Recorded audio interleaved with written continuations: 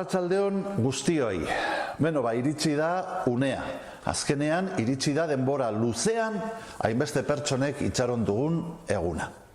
Eta biharkoa ospakizun eguna izan behar da, ez konfrontaziorako eguna.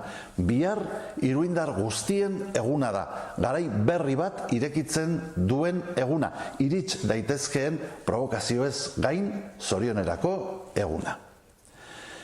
Begirunea, neurritasuna eta poza horixe eskatzen diet iruindar guztiei biharko jardunaldirako.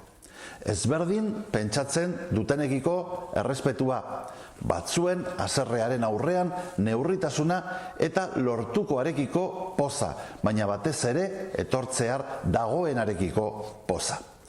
Bihar jende asko izanen dugu gure hiriari begira. Begirada propioak eta besteen begiradak, begirada hurbilak eta urrutiko begiradak, baina guztiek beren ikuspuntua transmititu nahiko dute.